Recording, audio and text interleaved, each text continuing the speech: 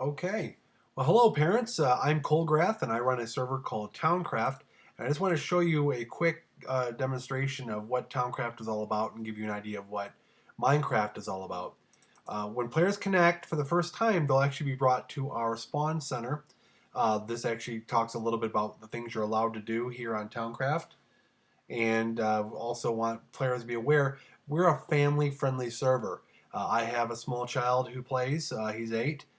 I also have nieces and a nephew who play, and I created Towncraft to give young players a safe place to play that they don't have to worry about swearing and just bullying and those kind of things. This is a place where they can just come and have fun, and I can feel good about them playing because the staff I have are very committed to doing this as well. In fact, half of the staff we have are parents themselves, so they share the same mission I do to make sure players have a great place to play that's safe. Now, when players go through here, they'll be presented with the rules. We let them know, what's expected of them here. But the big one is, no swearing. We don't want that to happen. And our staff is constantly watching what's going on in the game. But we allow players to have a job. We have an economy to let players sell things that they have for virtual in-game money. We don't, as we're not one of those games that charges money to play. Everything in the game can be had for free.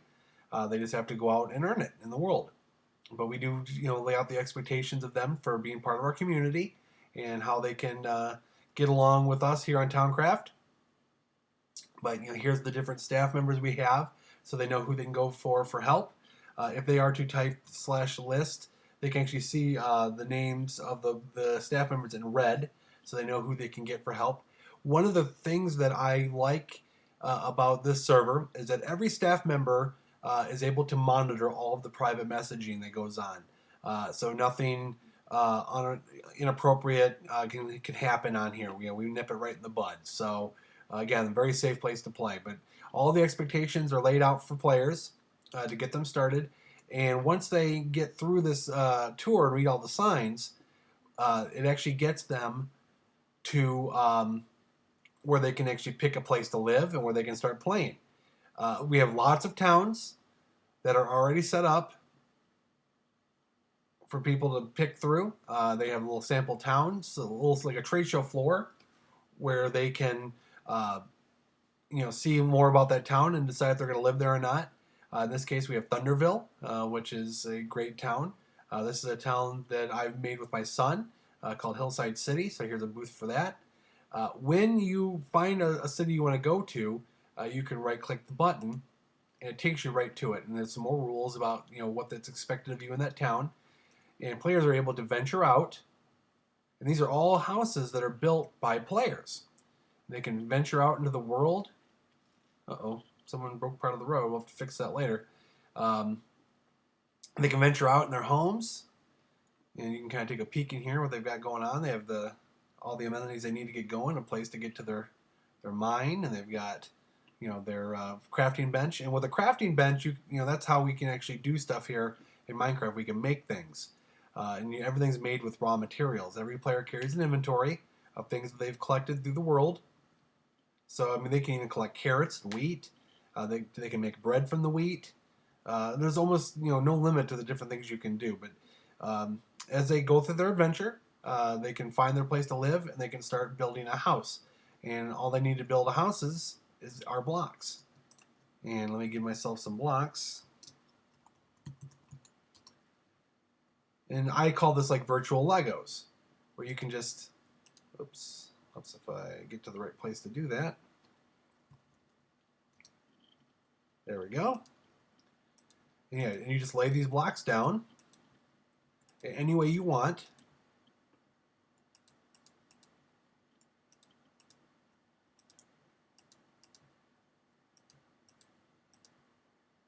Just like building they're building a house, and they can build anything they would like. Now I've got my son Drake7 with me right now, and Drake, what's your favorite part about Towncraft? My favorite part is probably that it's a world where instead of just plain vanilla, where if you die you lose all your stuff, and kid just gets frustrated and rage quit, which means quit the game in frustration. which is part of being a poor sport, not playing the game. But this server has Craft Bucket, and what it does is it has a slash back command. That means if you type slash back, you can get all your stuff back. And I love how it's not family friendly, and how there's no person who has there's no person who can join our server unless it's like an international griefer, like I don't know, I can't name them, but I just like how it's for every family. Nobody can be stopped from joining unless it's somebody that's been banned on the server before. So you, in other words, you like how we keep everyone safe.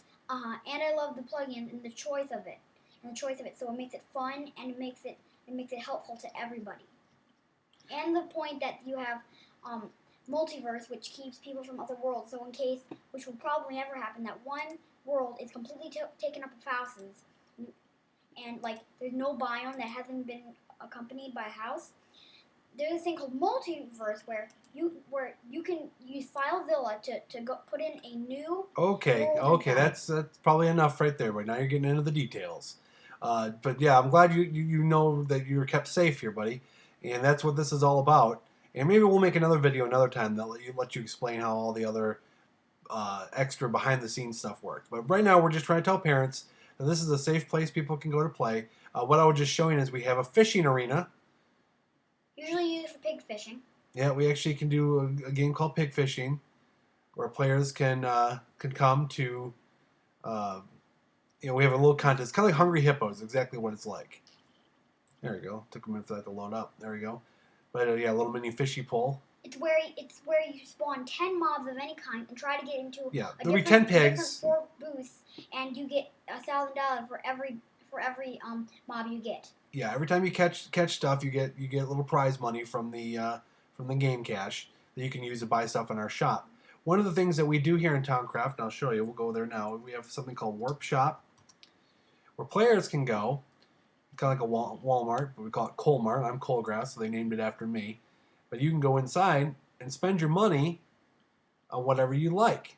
We have all kinds of things they can go to, and so players are able to figure out what they want to buy. And if they type /money, they can see how much game cash they have, and so they have to run their own little budget. What also I like is that we also give them the chance to barter. Like if they don't have any of the game cash that they've got yet, which game cash is free. It's not like something you buy a prepaid cards for or something. It's actually you get it in the game for doing your jobs, which we'll explain that in a minute. But yeah, everything in here is free. Now, but they can also barter for, they have iron bars or iron ingots. They can buy the stuff instead for that instead of spending the money. Players are able to create their own shops. So like if we look at my player shop, we'll go to Warp Colgrath. They're able to create their own shops. You can see here I've created my own. And players can sell their own items and keep their own stores stocked. And it's kind of a neat deal there where they can kind of learn supply and demand and have some fun with using our economy to help them get the things they want. But you can also have jobs. I have 3 jobs. Every player can have up to 3 jobs. But if you do /jobs browse, players will be able to see all the different things they can do. They can be a builder. They can be a digger. They can be farmer, hunter, fisherman, a miner, blacksmith. Yep, woodcutter. Enchanter, assassin, landscaper, reporter, engineer, and a bunch of other things. And there's still jobs being added in, so keep an eye out for those jobs. Yeah, we do have a section of our area of our server that is for what we call player against player killing.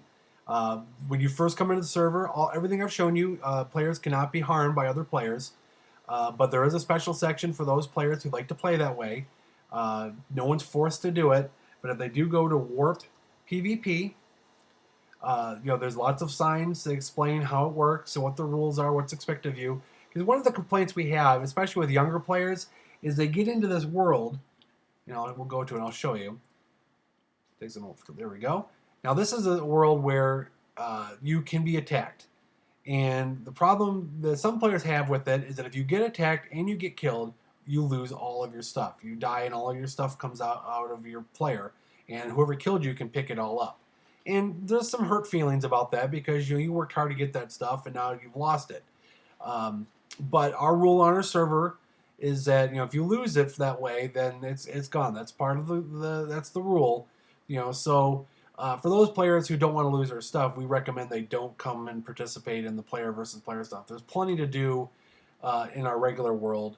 Um, where they can keep their stuff and not have to worry about having to fight other players. That's usually reserved for usually our older group 10 and up, as opposed to the younger players who just don't understand. We don't ask for ages on here, so we have no way of gauging how old a player is to be able to set some kind of a limit that way, because we don't collect any personal information from players on here, and we also do not want players exchanging personal information on here. It's all about keeping people safe. But Towncraft is all about building, having fun.